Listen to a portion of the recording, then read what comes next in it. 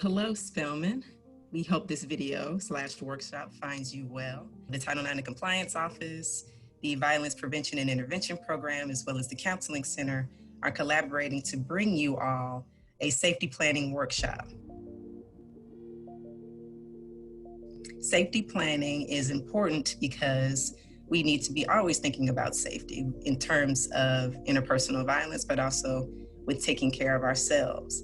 Sometimes when we think about safety, we think of safe places that we can go. We think of safe spaces that we can enter into. However, sometimes these safe places like home or with particular people aren't always the safest. We're going to be talking about ways to stay safe online. We're also going to be talking about ways to stay safe emotionally. And then we're going to be speaking about some options for self-soothing and self-regulation to support emotional safety planning. Hi, Spelman. My name is Dorian Johnson, and I am the project coordinator for the Spelman College Violence Prevention and Intervention Program. Today, I just really wanted to talk about some online safety planning tips, some things just that we can keep in the back of our mind when staying safe when it comes to being online.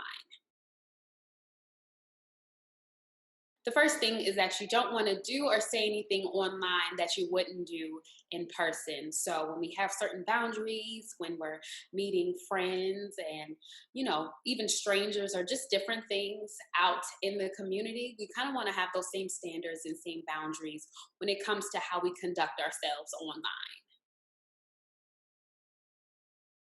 Set your online profiles to be as private as possible. Instagram now has a feature that you have the control over in deciding who follows you and who doesn't follow you. So you go to a person's profile and you click that you don't want them to follow you any longer. When it comes to Facebook, there are certain levels of privacy that Facebook has, which I think is really awesome. So you can allow certain pictures, certain statuses to be seen, certain people can see it. And even when a person is your friend, you can limit what it is they see when it comes to viewing your profile. Another thing is to make sure you are keeping the receipts, as some of us like to say. So you want to save and keep track of any abusive, any threatening or harassing comments, posts, or texts. So it often can feel counterintuitive, but in the end, you may need this for evidence later. So just keep that in mind. Never give your passwords to anyone. If you feel like you do need to give your password to somebody, then give them the password, but then make sure you're going back and changing that password to something that they cannot have access to for a long period of time. If you're online and you're noticing that certain harassment isn't coming to an end, then often try changing your username, your email addresses, and or your cell phone number. I know it often feels like, well, why am I the one having to disrupt and change my life because somebody else is doing something? But those small things can often have a big effect on being safe online. Always use safe computers when it comes to researching travel plans, housing options, and also legal issues in safety plans. Make sure it's a computer that only you have access to, that your web history isn't being scrutinized or nobody's keeping track of that.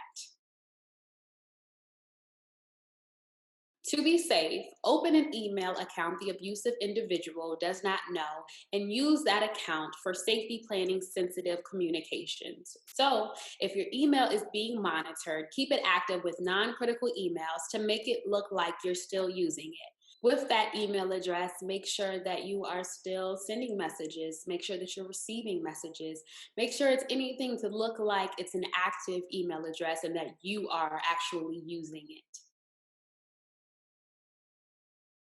Set boundaries and limits to what you post online. The information shared may help someone have easier access to you.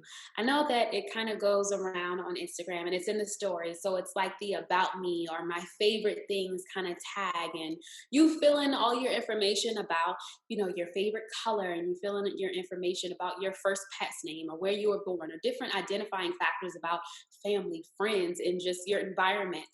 Sometimes people can take that information because that's the information we store in our minds, and that helps us remember different passwords, and that's how we create and come up with passwords for different websites and things of that nature. So we want to make sure, even though they're fun to do, it often can give people access to figuring out our passwords and just knowing information about us that they shouldn't know, and how to maybe contact us, find us easier than if we didn't do those things.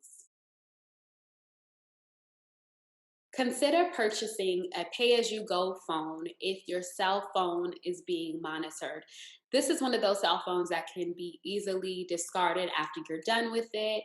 It's a small cell phone. You can just keep it on your person, and it can just help you to feel a little safe as another form of communication. If someone you know is in an abusive relationship, do not make posts about their relationship directly or indirectly. So we're not doing any subtweets, we're not doing any sub posts, we're not creating any statuses. This could put the victim more in danger. Sometimes it comes off with good intentions, right? We're looking out for somebody, we care about them, but oftentimes we don't realize the repercussions that can have if the abuser is privy to this information and sees what's being posted online. That can really be harmful for a victim.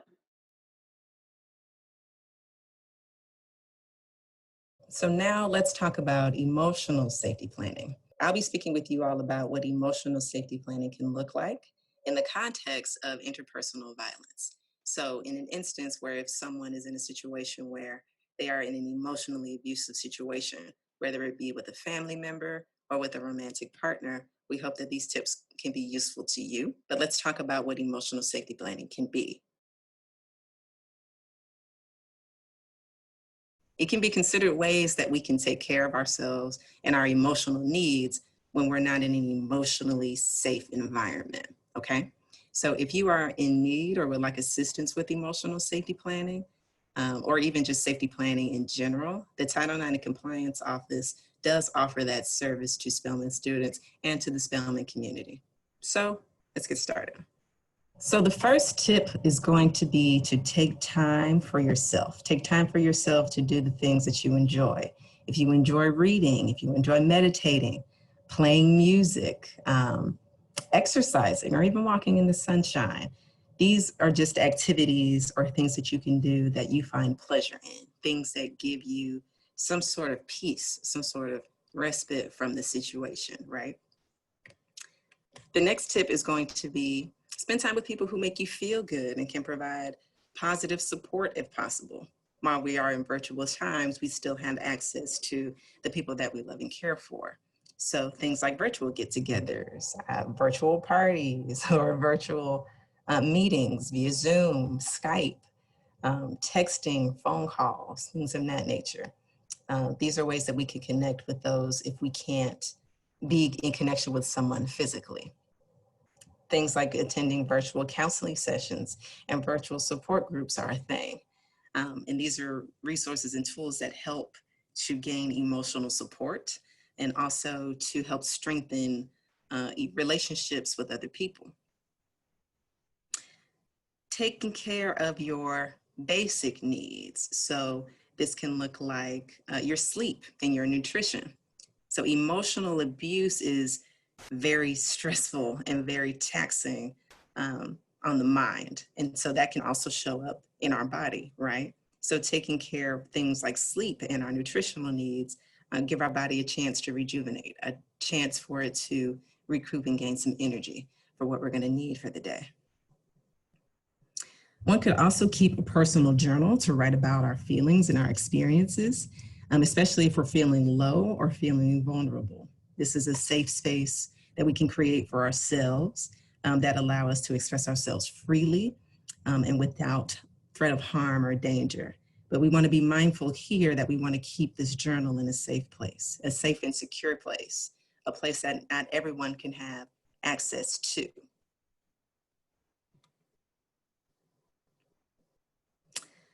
Take time to prepare yourself emotionally before entering stressful situations. So how can we prepare ourselves emotionally for something that may be impending or can be stressful and scary? We can try to key into what those warning signs might be. Warning signs that something is about to escalate. Maybe you've noticed that this particular person is more agitated lately than they have been maybe a couple of hours or even a few minutes before. Are you noticing that there's more tension within the space between you two? These are ways or things that we can look for when we're looking for warning signs that something may be about to happen. And when we're looking at our warning signs, we might want to be thinking about or recognize what the harm could be if there's been harm before, that this can happen again. So we can think about what's been helpful before, what are ways that we can protect ourselves. Can I remove myself from this situation by going into another room? Or can I call someone? Can I reach out to someone to be on the phone to potentially avoid what could be happening? These are ideas and ways that we can think about protecting ourselves or preserving ourselves from harm. Write something positive about yourself every day. This can also be included in your journal. So things like your own personal affirmations. This is an activity to remind yourself of your worth and your value. EA or emotional abuse can work to diminish our self-worth. And these affirmations can be a helpful tool to minimize the effects of emotional abuse. Be mindful to not find comfort in excessive use of alcohol, prescription drugs, abuse of just drugs, abuse of food, and even excessive shopping or impulsive buying. These can be unhealthy coping skills that can develop into habits, even if the situation ends. Also, these activities typically don't make the situation better, but can potentially exacerbate things. So just be mindful of that. It's okay to feel angry. Please remember that it is okay to feel angry, but find positive and constructive ways to express your anger. We talked about the journal a little bit throughout this portion of the workshop. That can be a very helpful tool. But what other things can we do? Can we have some moments where we dance? Can we have some moments where we speak to someone and reach out to someone and just vent to get some of that stress off of us? But we want to be mindful that we want this to be a constructive way and not a destructive way to express our feelings. And always remember that even in the midst of emotional abuse, you are the most important person to take care of right now, and you are still a priority. You are worthy of love, you are worthy of value, you have value, and you are worthy to be respected. So these are links to our social media if you would like to get in contact with us that way. Spelman Title IX, Spelman Title IX on Twitter, Spelman Title IX on Instagram. My name is Ranjana O'Bannon. I'm a counselor in the Counseling Center at Spelman. Currently, there is 4 therapists at the Counseling Center, and we are seeing students remotely. So I will share some information about that process at the end of the PowerPoint, but we do want to make sure that students know that we are still available, although we are not on campus. So I just want to highlight that, you know, in the conversation when we're talking about students who might be in situations who have experienced some type of interpersonal abuse or maltreatment, that even talking about suggestions and tips about how to take care of yourself can feel overwhelming and exhausting. So these slides are presented to give us a little information in 2 areas. One, I quickly want to talk about what is grounding and how can you use grounding to help support yourself when you're feeling overwhelmed, you're overthinking, and just feeling like over everything. And then 2, we'll have a brief discussion about what is supportive safety planning and why is it important, particularly in times where we don't have access to individuals or supports that we might have if we were on campus.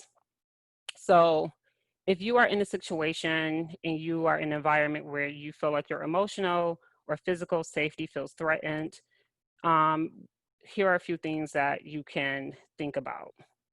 So the first thing that I want to talk about is what is grounding, also known as self-regulation or self-soothing. Grounding can be seen as a selection of activities that help to stabilize individuals by anchoring them in the present time, in the moment, and can help them distract from negative feelings or intrusive thoughts. So these are the things that you can do when you find yourself in a place of negative ruminating thoughts or having feeling intense negative emotions within your own self. There are 3 types of grounding categories that we will focus on. One is mental grounding, 2, physical grounding, and then soothing. So mental grounding is when we really focus our mind on what is happening. And remember, we are focusing because we are trying to bring ourselves to a present moment.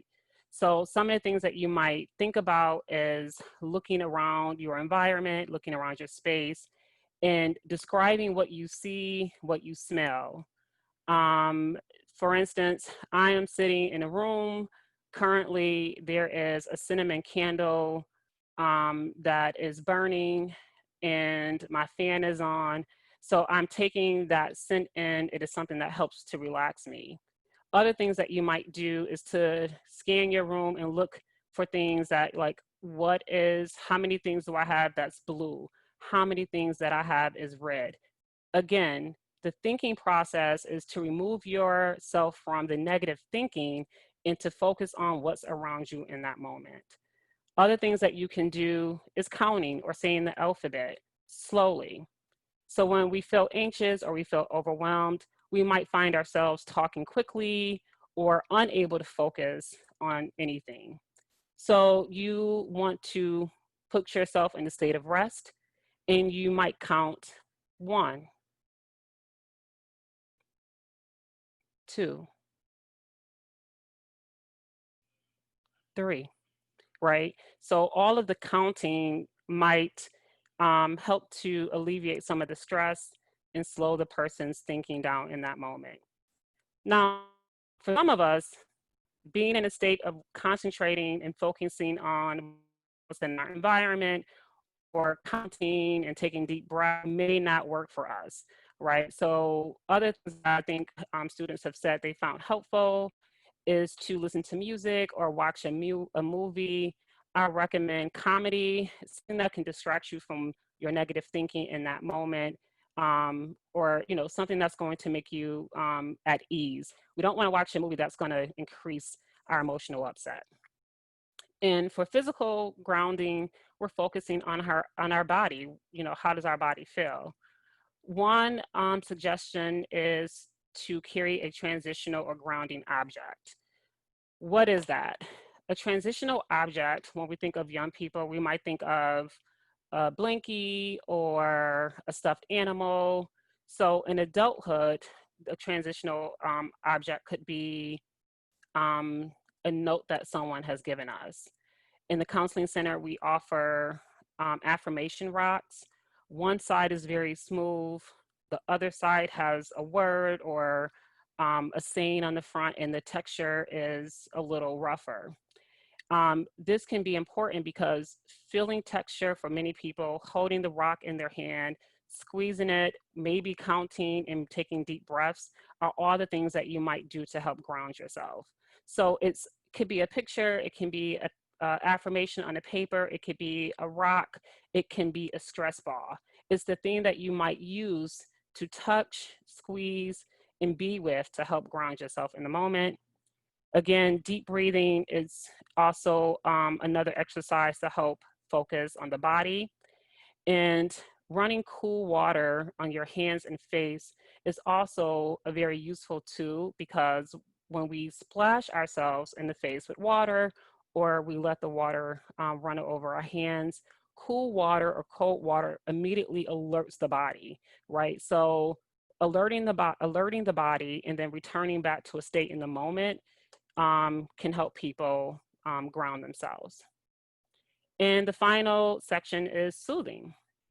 How do we learn to soothe oneself and regulate emotions? By focusing on our words. So one thing that I found to be really important to discuss is showing compassion and being kind, first to ourselves and then to others. And I really think this is important because oftentimes one of our worst abusers and critics can be ourselves and the things that we say in our head. So when we think of the word compassion, compassion literally means to suffer with. So when you feel compassion to yourself and others rather than pity, it means that you realize that suffering, failure, and any imperfections is a shared human experience. And whatever we feel in that moment, it is okay. If we're feeling good and happy and excited, that is okay. If we're in a place where we're uncertain about our abilities or our future or our relationships, that's okay. So we want to just show ourselves kindness and compassion. And once we're able to really do that for ourselves, we want to make sure that we also extend that to others. And another technique that we can focus on is positive self-talk or positive affirmations. So when we are in our head and we have negative ruminating thoughts that take up a lot of headspace, it's makes sense that people might not feel so good about themselves, right? Or if we take on language that another person um, has gifted us, right, to tell us that, hey, you're not so good, you're not good, you're not good enough, you need me, whatever the negative language is, and we then have ownership of it, it now becomes our own negative self-talk. So an example of that is, you know, I have a networking event to go to. I don't even think I want to go. Everyone's going to know I'm an imposter. I'm just not good enough. And what we want to do is replace that with positive self-talk, right? I know that meeting new people can be difficult, it's intimidating, but you know, I have a lot to offer. I'm a good person. I'm smart. I'm heading out the door. I'm showing up. I'm going to get it. So we're changing the way that we see our situations, and we are challenging our thoughts about how we see ourselves in our situation. And again, these are separate categories, but I want you all to remember that oftentimes we are interconnecting, right? We're doing one or two of these grounding strategies in that single moment. So now we're going to move to supportive safety planning. And some of you might be saying, what is supportive safety planning and why is it important?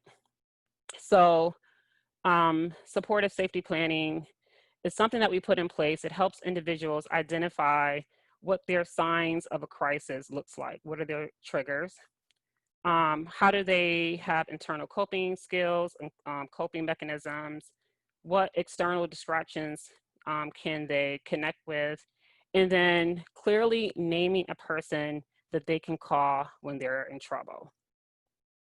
So for the first one here, knowing the warning signs of a crisis. Again, these are the times when you want to think about what negative thoughts, what images, what changes in your mood or situation that might say, hey, I'm not in a good place. And then you're going to think of one or two things, right? How do you know? What are your triggers? What's happening? And I do want to say that this is a perfect time, right? If you're not in a crisis state, this is the time that you want to do a supportive safety plan because you have clarity and maybe more insight to what resources are really available to you, and you can make some conscious decisions about if I am in a crisis, what I can do. So one is knowing your triggers and knowing the situations that might bring you into a crisis. Two, you want to identify activities that you can do by yourself, for yourself, to try to take your mind off of the negative issue. And again, these are very connected to grounding ideas that we talked about and that Christian just talked about. You might want to take a walk. You can observe what's in your environment, who's around you, what's around you. If it's safe to do so, you might want to take a cool shower or a warm shower. to relax your muscles and to give you a space that you can be with yourself.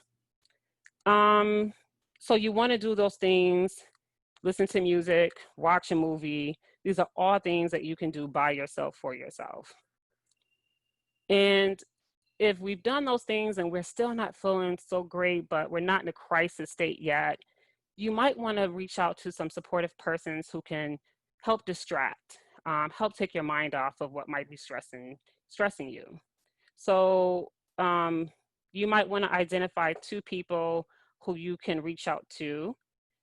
Again, in a time where you're not in a crisis, you want to write their names down, their phone numbers, and you really want to think about being honest with yourself. Under what circumstances would I reach out to this person, right? So if it's the friend that I talk to every day, but I keep secrets from her, then the question is this really a person that you're going to call and say, hey, I'm not okay? But maybe it's a relative, maybe it's a friend on campus, maybe it's a therapist that you haven't connected with in a while, but you're thinking of one person that you can trust to open up and be honest about what's happening with you. And then the final, additional people or programs that I can reach out to. So some additional resources that you can see here is also on Spelman's webpage, at the Counseling Center webpage. If you're interested in talking with someone at the Counseling Center, you can click this link, which is also available to you on the Counseling Center's webpage. The first thing that you need to do is fill out a consent form for remote services. It's linked to your Medicat client portal. Once you complete that, we will receive it. And all you have to do is call the Counseling Center and let us know the times that you are available, and an appointment will be made for you. For some students, they just don't have time right now. Whatever the situation might be, they may not feel like they can connect with a counselor at Spelman. So we have resources available for those students. You can, again, go to the webpage and you can click a link on health and wellness and receive information about apps, community services, and groups online to help support you in your community. And then the final option, we are getting closer to the end of the semester. So for students who are looking to transition to a provider in their community, or for whatever reason didn't want to see a therapist on campus, you can find some assistance at spelmanthrivingcampus.com to browse the system and look for providers that fit your needs and your preferences. So again, I'm talking quickly because this is a short video, but I want to make sure that you understand that you can find these resources at Spelman Counseling Center's webpage. And then finally, if you feel out of control, if you feel like you don't trust yourself to make good decisions about your health and your wellness, we want you to immediately call 911. 911 is there for when we feel like we're in a state that we have an emergency. Another option is that you can call the Georgia Crisis and Access line at 1-800-715-4225 and speak with a counselor. So I hope that this information was helpful. Please remember to take a few minutes to center yourself through your thinking, your breathing, and to practice self-care as we move forward. Thank you.